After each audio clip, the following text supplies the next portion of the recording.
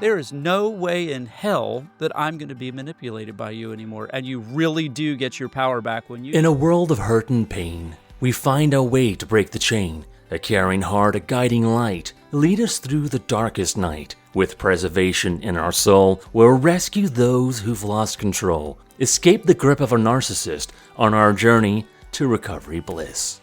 Welcome to the Narcissist Abuse Recovery Channel with Jon McKenney and Padita Jafari.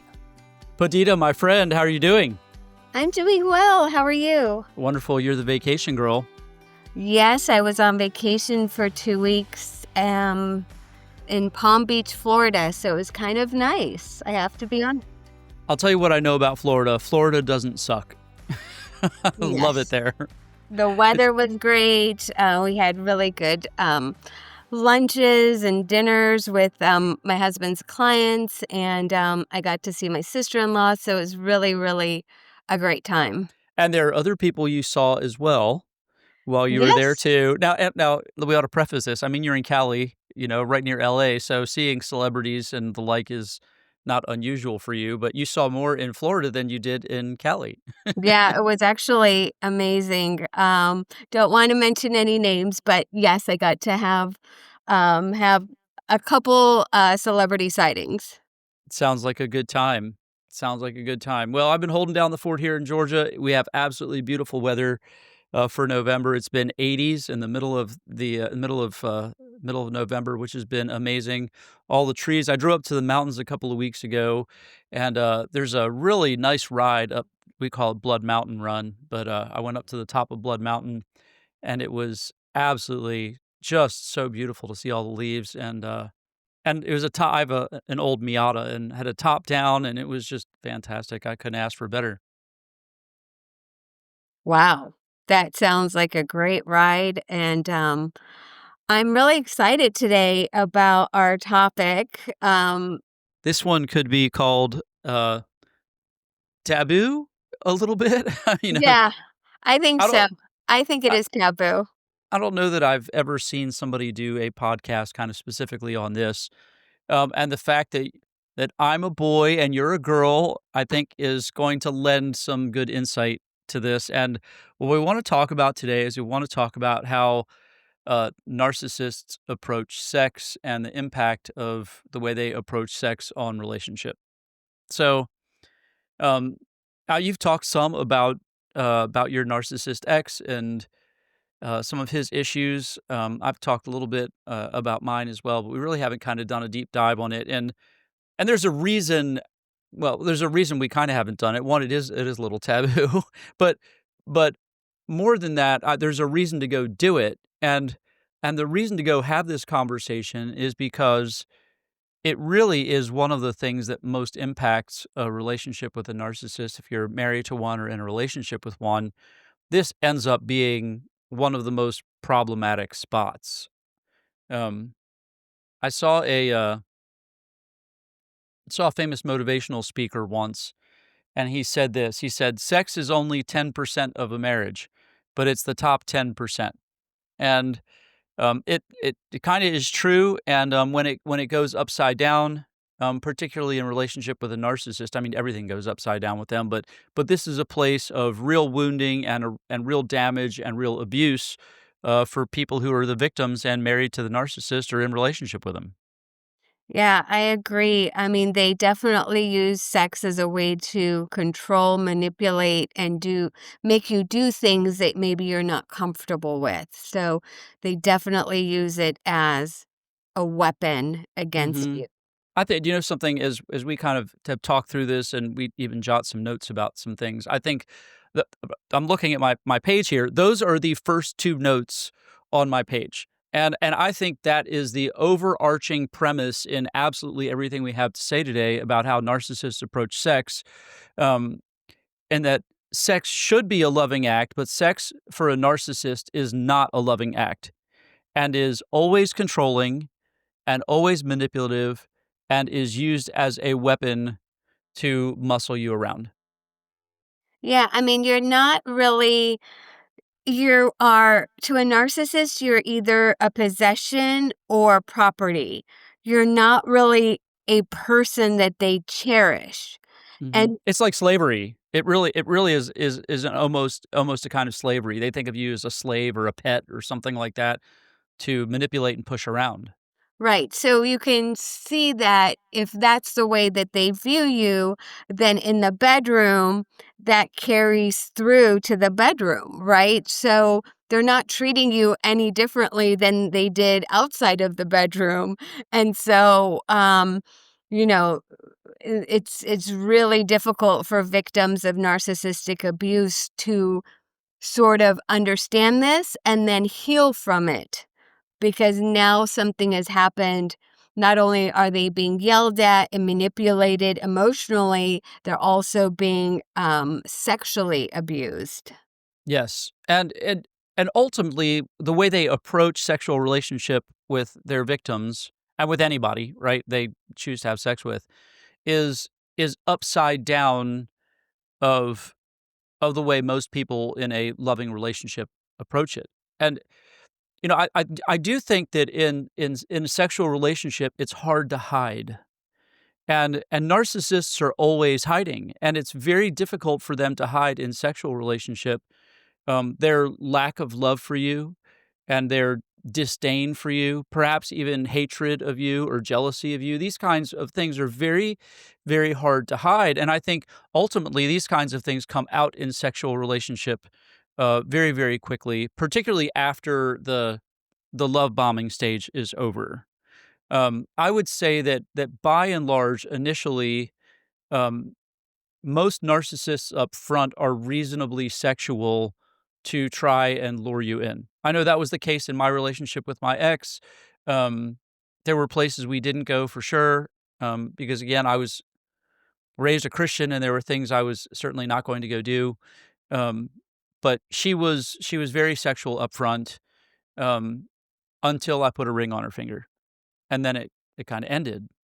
And so sex can be used during the love bombing phase, particularly to lure you in, to draw you in, and to bring you into a relationship. There's a semblance of intimacy in it because it's supposed to be an intimate act. It's supposed to be a loving act. But even from the beginning, they're using that to manipulate you. Yeah, I mean, nothing is sacred to a narcissist. So this act of lovemaking is not sacred to them. And also, narcissists are routinely cheaters.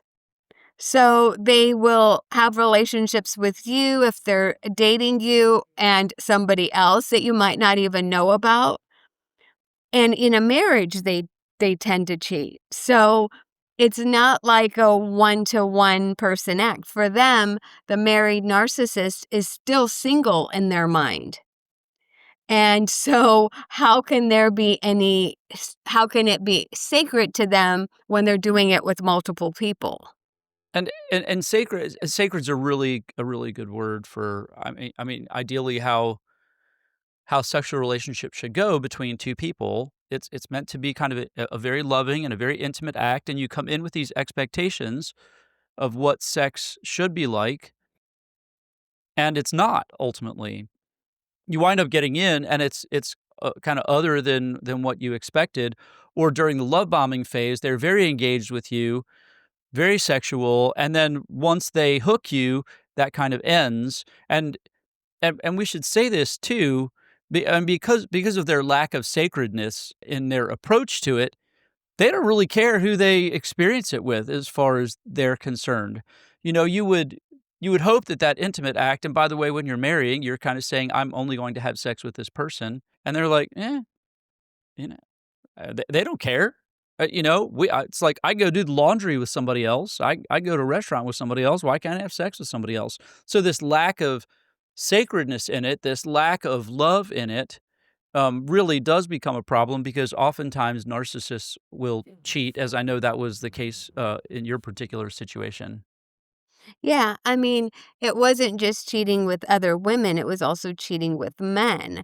And so when I knew that and I found that out,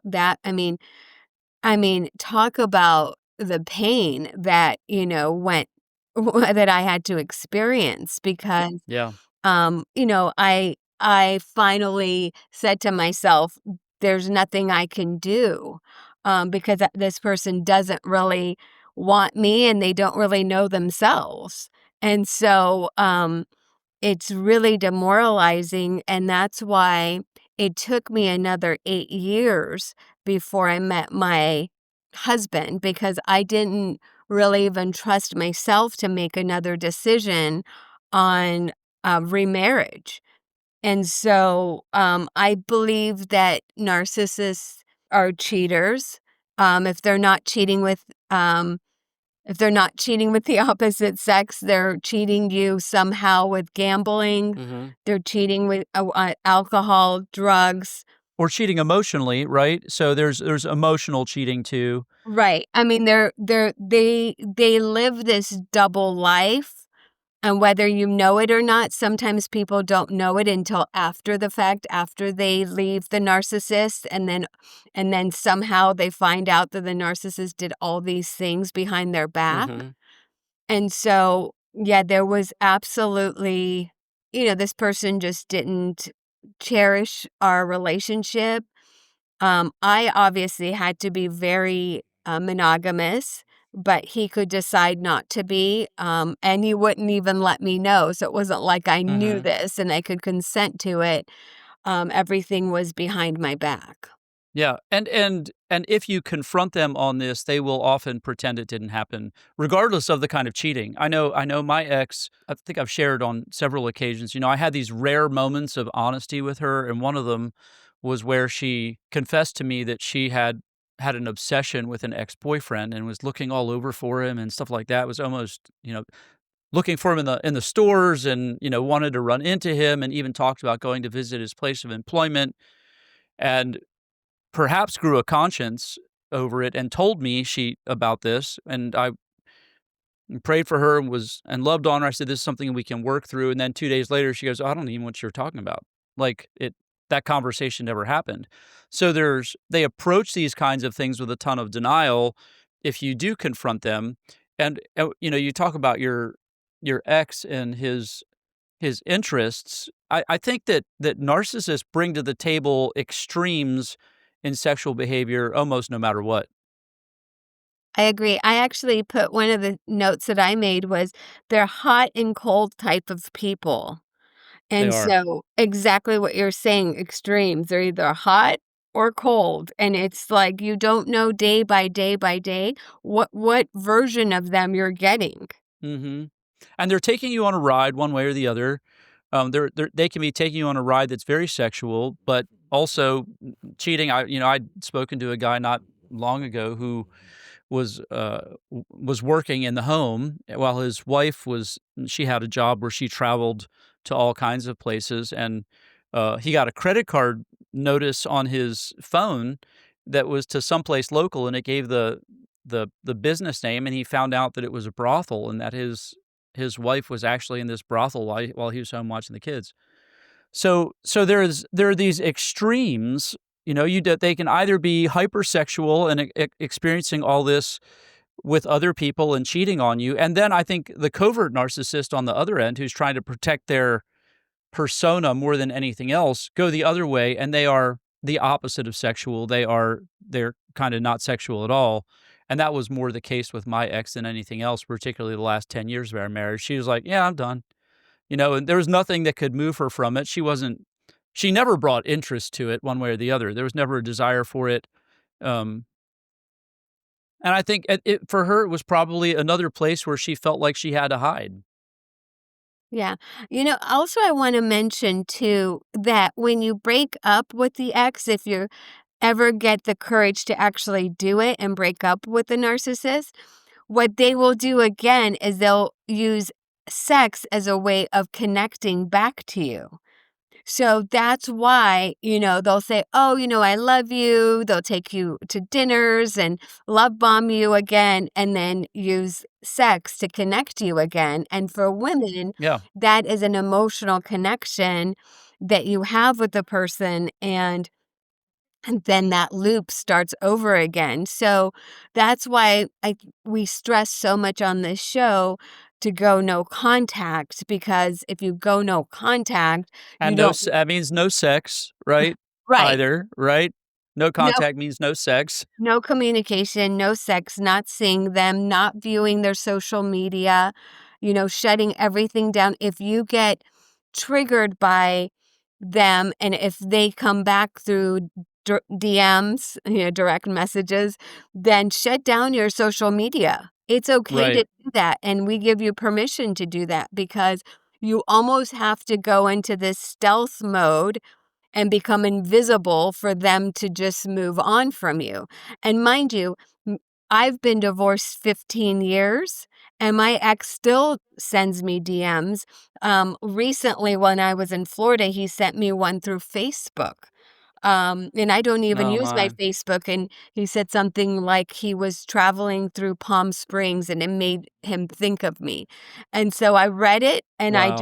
you know, um, I just, Block. blocked him again, and so what I'm trying to tell you is that John and I have been through this, and we know what a taboo subject this is, because maybe your narcissist ex has forced you to do something that you're not comfortable with even talking about, but there is healing once you break off the Mhm. relationship with them and go no contact. And the only thing they really have to offer sexually, I think, is one it's one of 2 things. You're being used or you're being abused. It's one of those 2 things are they're bent through this because it's not a loving act, so they can be hypersexual, they can hoover you back in, what you're talking about is a hoover, where you may have gone no contact, and they're like, "Oh, I've lost my control over them," and sex is one of the ways I think they manipulate, in fact, probably one of the greatest ways to try and manipulate um, their victims back into relationship by offering them sex again, like they love bombed them into the relationship from the beginning. And I know in my particular situation, I'd said earlier that even when we were sexual, it was a very demoralizing experience for me. Um, it was it was an absence of love, it was an absence of desire, it was an absence of presence from her. Um, she couldn't talk about it and refused to talk about sexual relationship one way or the other, and eventually just gave it up. It's just like, "Yeah, I'm just not gonna go do this." I can remember trying to negotiate with her through some of this stuff to get us a healthier sexual relationship. I even encouraged her to go to Amazon and look up some books because I didn't feel like she kind of owned her own sexuality either, and I was looking for anything that might make our sexual relationship better, and she said, "You know what? I really need to go do that, and I'll go do that." And a week later, I said, "Hey, did you get on Amazon and look for books?" And she goes, "What do you mean?" And I said, "Well, we were talking last week about books and sex." And she goes, "Oh, I don't know what you're talking about." And literally had like that conversation vanished from her head. And after maybe a half an hour's more conversation, she goes, "Oh, yeah, I guess I did say I would go do that." And went to Amazon and found some things and, ultimately it wasn't helpful. It wasn't helpful anyways. But even if they're sexual with you, it is an exercise in using you and follows the basic premise of their whole life, which is they take, but they don't give. And you will feel if you're even in a relationship with a narcissist sexually, you will feel emptier after you start or after you finish than when you started. It's an emotionally emptying experience, and you will never feel like you've been met with love and desire from the other person the way it should probably be. Right, because intimacy involves you being vulnerable And present? and present you know, and they are incapable of that. So exactly what you said, I had in my notes, they're either there to use you or abuse you. And it is really, really difficult for the victim to just even hear this and acknowledge it and but there is healing on the other end because I will tell you that there is healing once you separate from these types of people. Yeah, yeah. I know one of the things that I also wrestled through, particularly with her, because I felt like, and I'm a guy, sex is the kinda in the top 10% of things in marriage. So this was something I was constantly trying to work on with her, and there was absolutely 0 initiation from her whatsoever. in sexual relationship. 0, none. It was all on me. And she just did not want to participate. And if I did initiate, it was always rejection. So I can remember having a conversation with her, and I had this multiple times where I would say, you have to throw me a bone here. You don't want to initiate, and if I initiate, then you immediately say no. So what's our solution here? You clearly don't want to do this. You won't respond to me and my initiation, and you don't want to initiate. You have seemingly no desire for this. So I don't know how to go fix this. So after what was probably hours of arguing, she would go, and again, I don't know whether she'd say this just to shut down the conversation. Well, she probably did, but she was not interested in change. But she would go, you know what? You're right. I should really be in a place where I respond to your initiation, and I'm going to make a change. And I'd walk away and go, okay, and operate off of that, where I'd kind of been so beat down I wasn't initiating because it was always a no. I thought, all right, well, then I need to go have the courage to go initiate. So the next day, I would go and initiate, and I'd say, do you want to, or approach her sexually? And she'd get angry at me. No, I don't want to do it. I should be able to tell you no whenever I feel like it. And I'm going, did we not have this conversation just yesterday? And this was a spin in our relationship where I was constantly having this same conversation over and over and over again with her, but there was no negotiating with her. And I think that was ultimately part of the problem too. This is something you can't negotiate with a narcissist either. There's no conversation that's going to make this better. They're going to go do what they want to go do. They're going to go do what the path they're headed down, but ultimately that path is not going to lead to a healthy sexual relationship, and a healthy sexual relationship with a narcissist is not available because they do not love. And absent of love, you just don't have healthy sexual relationship, and it winds up being demoralizing. It winds up being abusive. It winds up being using, and you feel emptier when you finish than when you started every time. And you're going, what the heck happened here? Even if you're able to go have sex with this person, it's not a loving act. I will tell you that I think most of the men I know who are married to narcissists are with wives who will not be sexual with them, that they are forced to abstain from sex. And the way the narcissist approaches it is, our marriage dictates that you can't have anybody else, and I don't want you either. So you're left on this island by yourself to go fend for yourself with your sexual desires, and that in and of itself is a difficult prospect for a man too. So they leave you and abandon you in this sexual relationship to yourself, when sexual relationship with somebody requires two. Yeah, 100%. Oh my gosh. Every time I hear about your ex, John, she sounds so immature, and she sounds like Oh yeah. you're constantly with a child. You're like, go get those books on Amazon. I mean, this is a grown woman, You would think. that's had multiple children with you. So it's Mhm. like, it just always sounds like you are trying to offer solutions, and I just see her like, Avoiding them. yeah, like hiding behind the curtain. Like, I don't know if you ever played this game, but when I was a kid, we would hide behind the curtain to play hide and go seek with like my dad or my mom or my siblings. And I just saw a visual of her hiding behind the curtain from you, her husband, Mhm. the person Yep. that she's supposed to be most vulnerable and safe with. And so Yeah. I don't, I I always wonder if narcissists struggle with their own sexuality. I've heard this before on different podcasts that, they are not sure about their own sexuality, so they don't really even enjoy sex with the opposite sex. And That's an so interesting it's an interesting thought. And then that's why, they want to be with the opposite sex to have a child, but short of that, they don't really need or want, the opposite sex. So Mhm. I think we need to do some research on this, because I know mine was, overt about that. I mean, once I found that out, he could not hide it because I had so much evidence I've gathered that he just wasn't into women. Um, Wow. but now he's on his third marriage, married to a woman, by the way. But so long story short is I just wanted to say that I feel like I just see this visual of your ex just hiding behind a curtain from you. It's Um, interesting you kinda say that. One, today would have been our, 33rd wedding anniversary, which is kinda crazy, you know? I've been out for 5 years now.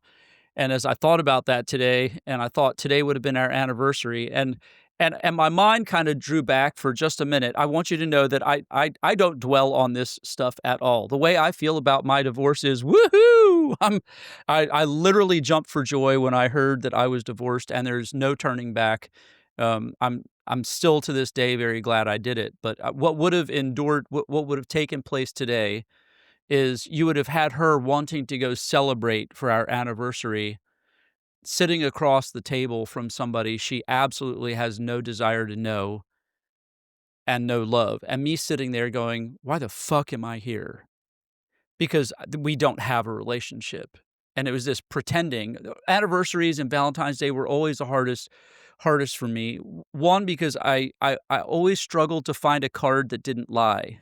So so wow. you go, most of the cards are so sappy and so nice, and it's like, "I just love you so much because you're always there for me," and I'm going, "Yep, that's out." "And you love me so well." No, that's out. "You're a really great person." No, can't say that. It's so finding a card that doesn't lie was always a struggle for me. And then sitting across the table, she always wanted to celebrate our love, but there wasn't any. So I felt like we were sitting across the table and pretending. In the last couple years, I just told her flat out, we're not doing anything anymore because I'm not going to sit and pretend we got a relationship when we don't. There's nothing to celebrate here. And that's how it went. But you know, today would have been 33 years, and I'm all I've got to say is this: I'm glad I'm divorced. Yeah, I mean, 33 years, I don't know if we've in the last 5 years, if we'd even have you here, to be honest with you, the way that your I wouldn't be. relationship was going. Uh-uh. So much rather have you here, and for those listening that are just deep in this and you're thinking, "There's no way out." I mean, I literally thought, "There's no way out. Yes. There's no way I can escape this person." John is a testament and a testimony to you guys that you can get out. I mean, he was married for 27 years. So, And my life is exponentially better. It's not what I'd hoped for, it's not what I dreamed of, but, I've made something of my life.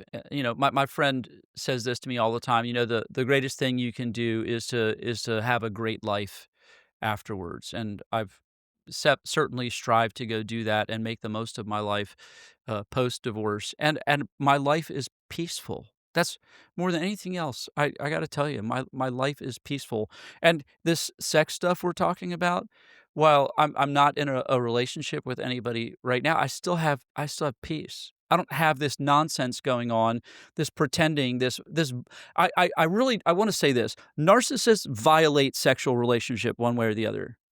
I'm married to have one of the things I'm married to have sex. That was part of the deal. And to go into a relationship with somebody with this understanding that we are keeping ourselves for each other, and then you put the ring on their finger and they go, "No, I don't want to," is is a violation of the marriage covenant. It is a violation of it very egregiously.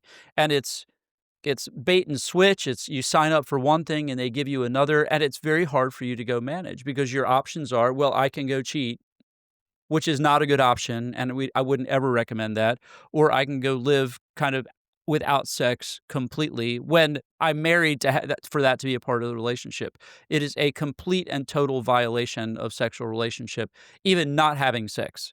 And a lot of the men I know out there are in that situation, and I'm sorry for you. Your options are not good. That's why we talk often about leaving and being on the other side of it like I am right now. I don't have these nonsensical things to go deal with that I had before. And Perdita, likewise, she doesn't have these things either to go deal with. She doesn't have a husband who's pursuing other men and pretending he's got a relationship with his wife and thinking that's just okay. It's not. It's not. The only thing they bring to the table sexually is use and abuse, control, and manipulation. There is nothing else to it. Yeah, absolutely. It's while you're saying this, I'm recalling a client years and years and years ago who came to me and he said that he believed that his wife was a narcissist, and he said that he cheated on his wife, and he said Attorney Jafari, I just want you to know, and this is how he would talk to me. This was the only way I could have her leave me, because I was so abused in my marriage. It's like after we had our children, three children, she just treated me like crap, was the word that he used. Yeah. And Jon, I actually saw her in court, and the way that she behaved towards me and towards him, just a flagrant disrespect, to the point where I had to tell the judge that I was speaking and that she should not be speaking when I am speaking, and that she has her own attorney, and why is she speaking when I'm speaking? And the judge had to admonish her to stop talking. And so, you know, he came to me, and I was like, listen, I'm not your priest, I'm not your pastor, but I want you to know that I fully understand what you're saying, and I do not condone cheating for any reason. But I understand that this was self-preservation for you, and you had to cheat on her so that she would leave you, because otherwise he could not leave the relationship, because they had three older children at this point. But he said that he waited like you to get a divorce until his kids were older.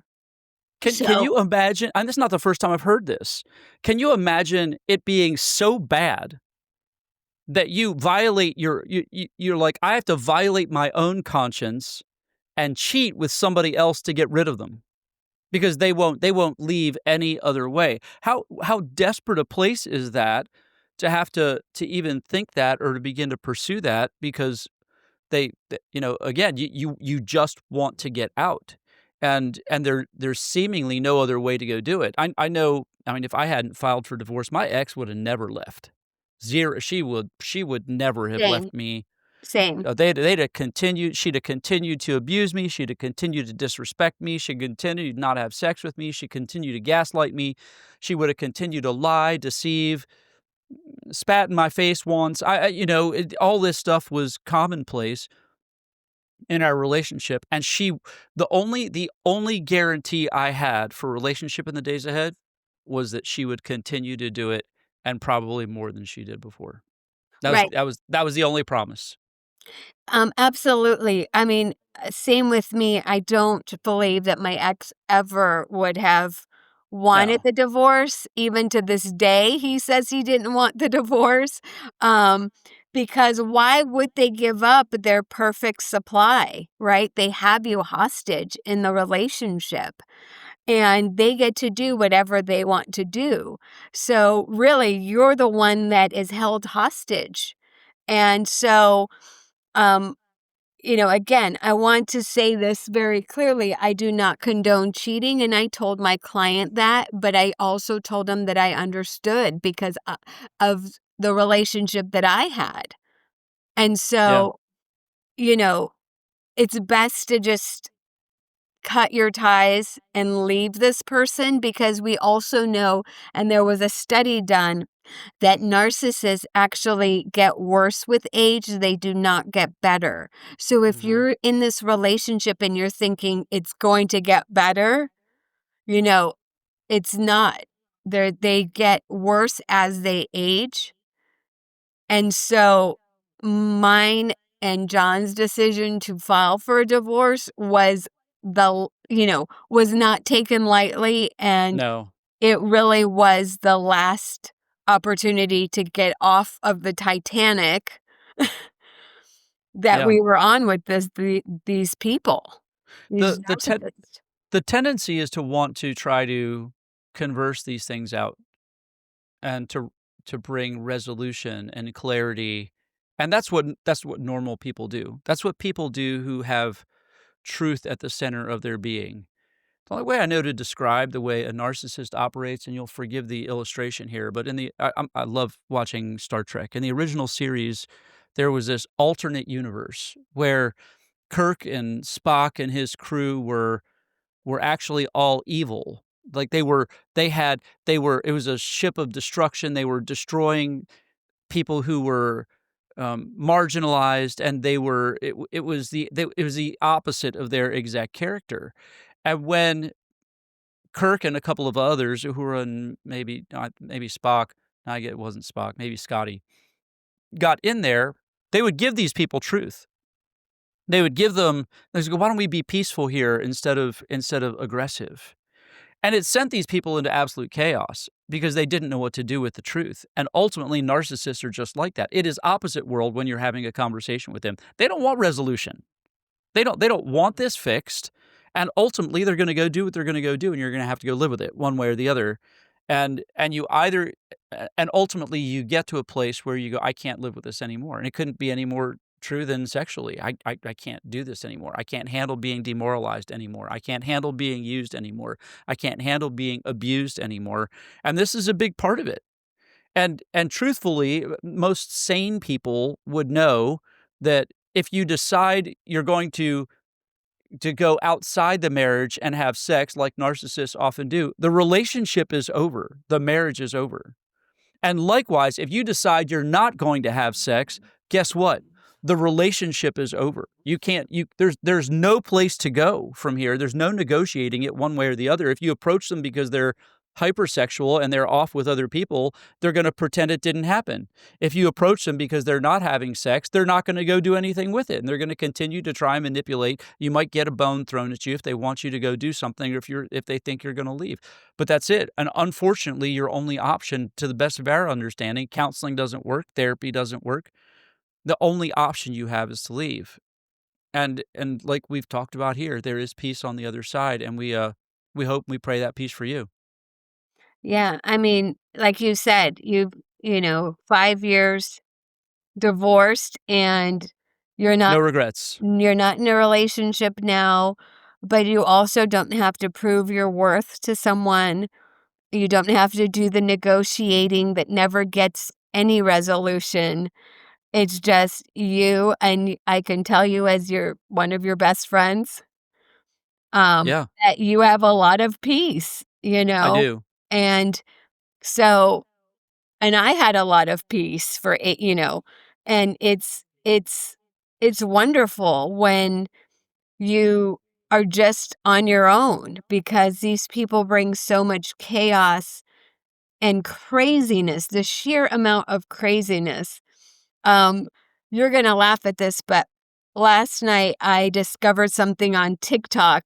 It's a woman that did a 26-part series Oh my on gosh. a relationship with a narcissist, a guy that she met she lives in Dallas, Texas, and he lives in Denmark. And she says this like Danish guy that she met on vacation. And I listened to 16 of the episodes because they're short, they're on Mhm. TikTok. So I got Yeah. another 10 to listen to. But she says as soon as she met him, not when she was on vacation, but the first time that she went to Denmark, as soon as she saw him, what do you think she did? She slept with him. And Mhm. so and then, it just a lot of craziness. I think he borrowed over $23,000 from her. He borrowed $200,000 from a friend's husband to get into a business.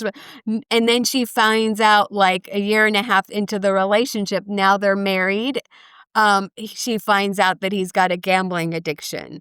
And Oh my. so, long story short is, again, they want to sleep with you. They use sleeping with you and sex as a weapon. They don't use it as a way to have intimacy with you. And as I was listening to her last night, um, I really do think you should go listen to it too, although it's I'll have to go check it out. a little bit hard she's good at storytelling, but it's very triggering, her story, because you're just like, oh my gosh. But listen, one thing she says is he's very crafty, he's very charming. These narcissists are so good with their words. They're like Yeah. sermons. Like, they'll tell you everything that you want to hear as a woman, and you feel like you met your knight in shining armor, Until until until you know them. yeah. And so, all this to say that we really wanted to talk about this sort of taboo subject to make it not taboo, That's right. in the sense that we understand your pain. And there's a lot of pain when it comes to this sexual Mhm. relationship with a narcissist. Yep. There is one suggestion I wanna make if you're in the relationship with a narcissist, and, um, one of the there was a place of power for me, getting power back in my relationship, when I intentionally stopped having sex with her. So, there was a point in time, and we not, once a year, maybe, if we were lucky, and I can remember her approaching me. Maybe it was a holiday or something like that, something crazy, and I'm like, "Nope, I don't wanna do it." And that was a turning point for me where I got my power back, because I realized in that moment, it's like, "Nah, you're not gonna be able to manipulate me anymore. Sorry, you can't. That's the one thing you are not going to do anymore, is demoralize. You're not gonna abuse, you're not gonna use me, you're not gonna manipulate me through sex anymore." And for her, it was probably the beginning of the end of knowing that I was serious about my departure, and that our relationship was truly falling apart. Because when you say, "I'm not gonna do it with you anymore," you're like, there is no way in hell that I'm gonna be manipulated by you anymore, and you really do get your power back when you decide, "I will not have sex with you," and set it aside. It's not good anyways, and they're probably with other people, so you don't need that. So stand up for yourself, put your big boy pants on, and go, "You know what? I don't need this, especially with her, or especially with him." And set it aside, and watch the relationship change, and watch how you cease to be manipulated by them in the days ahead. I think that's great advice. Just take your power back is Take basically it what you're back. saying. Right. Absolutely. Well, we've had a fantastic conversation, Padita, and by the way, congratulations. This is episode 20. Yes, I can't So believe it's it. the end of our 4th season, and, congratulations on number 20. Was it you who told me that, 80% of people who start podcasts, don't get to episode 20? Is Yes, that it right? was. So, we made it, and I we're still know. gonna be around. We'll be working on season 5 soon, and, bringing you some other people to talk to, and having, real conversations about, narcissists, and how it's impacted us, and how it's impacting you, and how to heal from it. So, we hope you have a fantastic, rest of the day, and, that you live narcissist-free. Thank you for listening to the Narcissist Abuse Recovery Channel.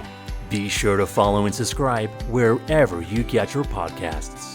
To hear other episodes or read the associated blogs, visit www.narcissistabuserecoverychannel.com, and be sure to follow us on Instagram with the handle narc.podcast. The guest views, thoughts, and opinions expressed are their own.